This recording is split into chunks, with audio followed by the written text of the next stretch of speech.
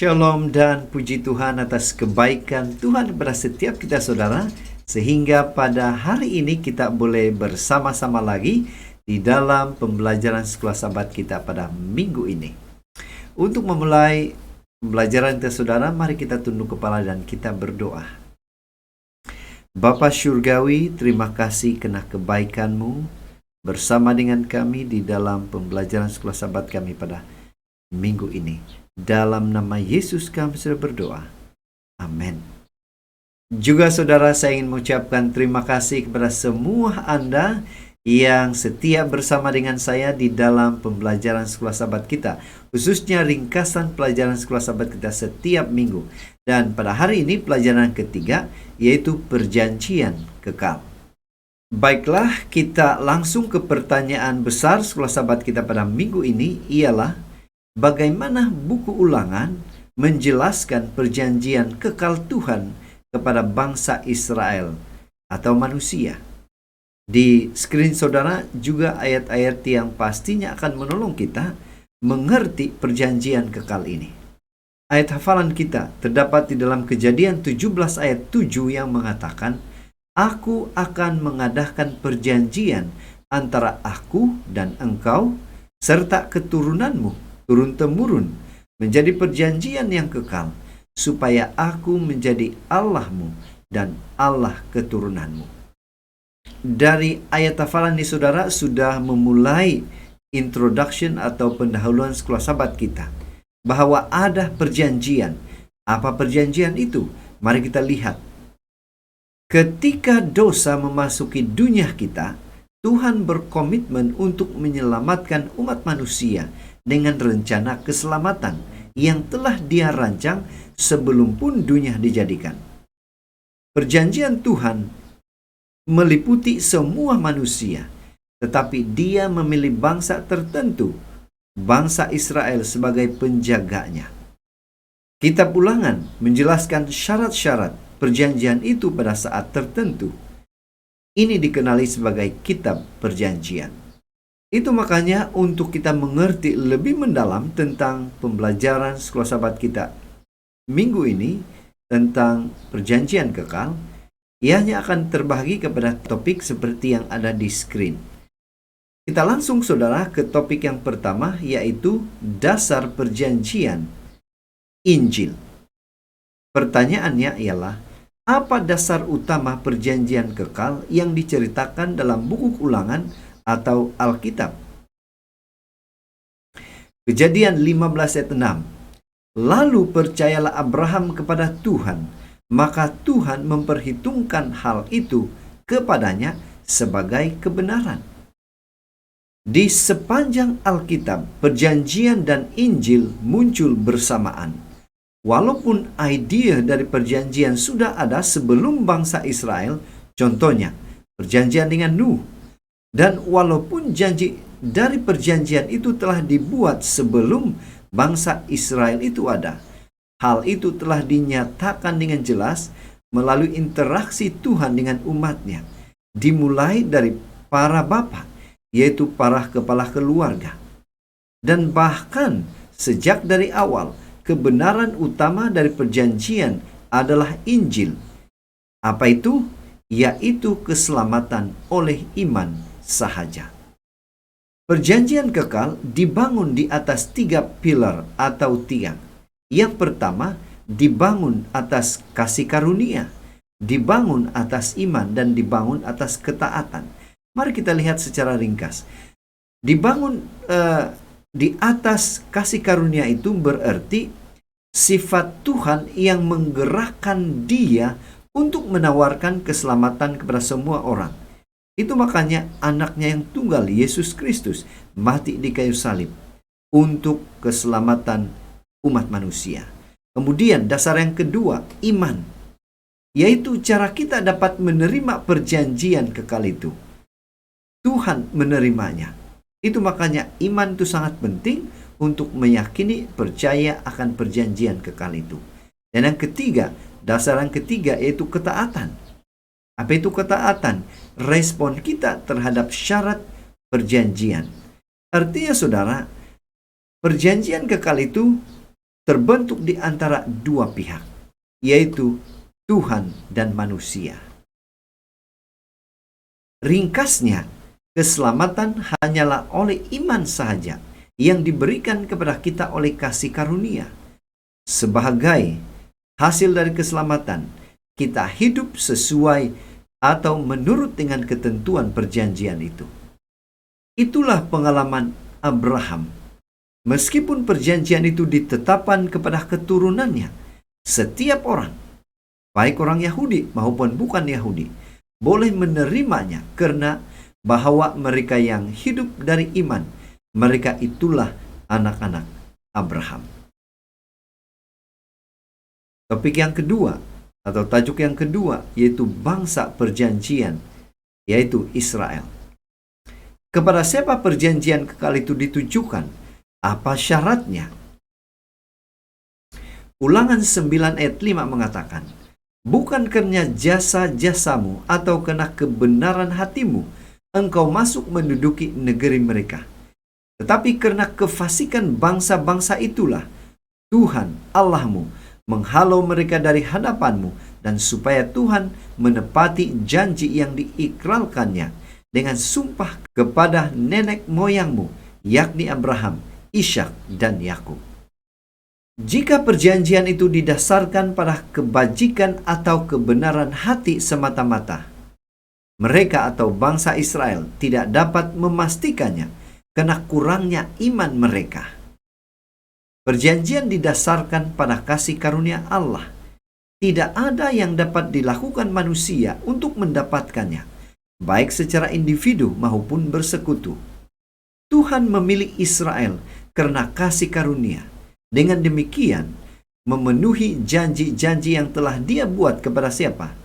Seperti yang ayat kita baca tadi, kepada Abraham, Ishak, dan Yakub. Hal yang sama berlaku hari ini. Kita tidak boleh melakukan secukupnya untuk melayakkan diri di hadapan Tuhan, atau untuk hidup sesuai dengan ketentuan perjanjian, 10 perintah. Tuhan memberi kita perjanjiannya dengan kasih karunia-Nya. Dia mengampuni kita ketika kita melanggarnya dan membantu kita untuk setia padanya. Tajuk yang ketiga yaitu kitab perjanjian, seluruh Alkitab. Di mana kita boleh mendapatkan maklumat lengkap tentang perjanjian kekal itu? Ulangan 4 ayat 13 katakan, dan Ia memberitahukan kepadamu perjanjian yang diperintahkannya kepadamu untuk dilakukan, yakni ke-10 firman, dan Ia menuliskannya pada 2 loh batu. Kitab Ulangan dikenali sebagai kitab perjanjian. Musa mengingatkan generasi baru tentang perjanjian yang dibuat Tuhan dengan Israel di Gunung Horeb atau Sinai. Dia menggambarkan perjanjian dengan cara yang tidak berbelit-belit, yaitu untuk mematuhi 10 perintah. Itu adalah bahagian dari perjanjian mereka. Bahagian Tuhan telah ditetapkan bahkan sebelum penciptaan dunia kita. Yesus telah menawarkan dirinya untuk mati menggantikan orang berdosa. Sebelum membuat senarai perintah, Musa mendorong orang-orang untuk secara pribadi berkomitmen kepada perjanjian. Perjanjian ditandatangani oleh bapa leluhur mereka, Abraham, Ishak, dan Yakub. Sekarang giliran mereka. Setiap orang harus menandatanganinya sendiri. Perjanjian itu bersifat pribadi. Itu adalah perjanjian antara Tuhan dan Anda. Pena Inspirasi menjelaskan, keselamatan umat manusia sesungguhnya menjadi tujuan dewan surga. Perjanjian belas kasihan dibuat sebelum dunia dijadikan. Itu telah ada sejak kekekalan dan disebut perjanjian kekal. Begitu pasti sebagaimana tidak pernah ada waktu ketika Tuhan tidak ada.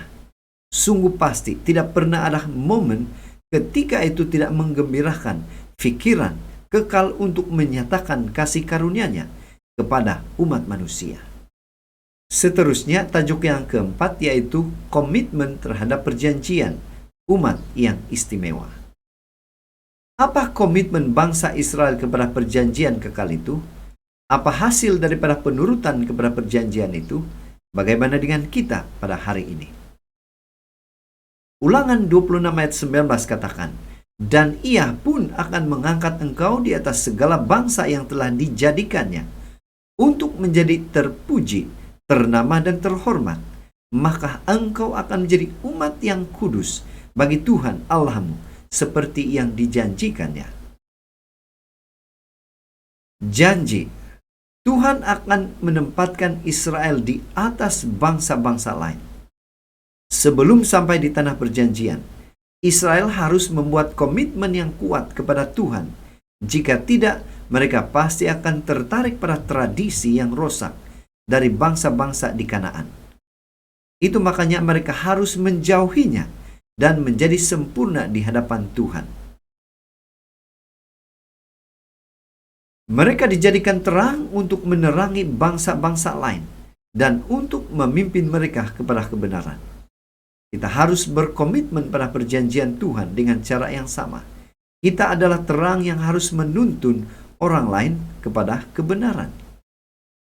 Dan tajuk yang terakhir yaitu yang kelima, yaitu gambaran lain perjanjian. Apakah ada gambaran lain tentang perjanjian kekal ini? Ulangan 14 ayat 1 katakan, "Kamulah anak-anak Tuhan, Allahmu." Perjanjian diperkenalkan sebagai perjanjian hukum antara dua pihak. Seperti yang telah kita pelajari dalam pelajaran sebelumnya, kitab Ulangan ditulis dalam bentuk perjanjian hukum yang digunakan orang Mesir dan orang Het. Dengan cara ini, perjanjian mungkin terasa terlalu formal, kaku, renggang, dan tidak bernyawa atau disebut sebagai legalis.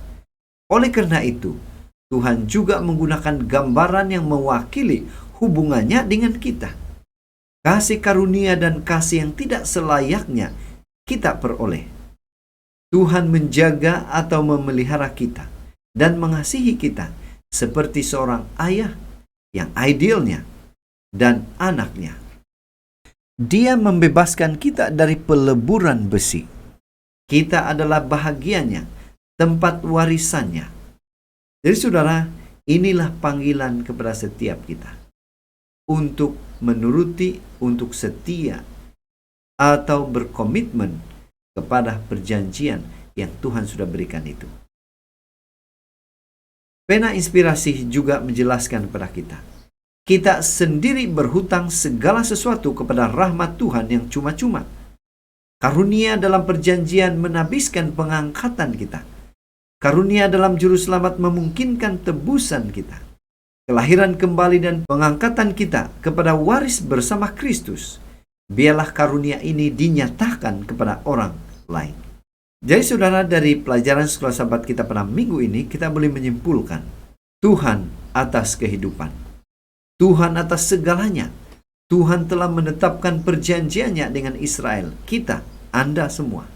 Bukan karena mereka dan siapa kita, tetapi karena dirinya sendiri, yaitu Tuhan atas kehidupan. Yang kedua, Tuhan memilih dan memanggil kita seperti bangsa Israel.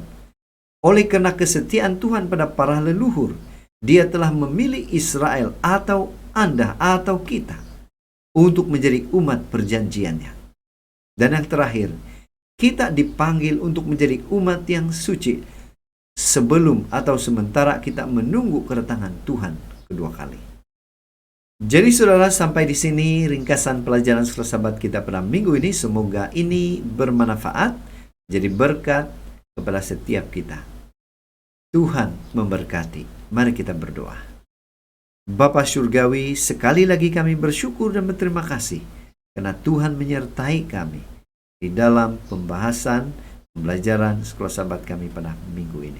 Terima kasih Tuhan sudah mendengar menjawab doa kami. Dalam nama Yesus kami berdoa. Amin.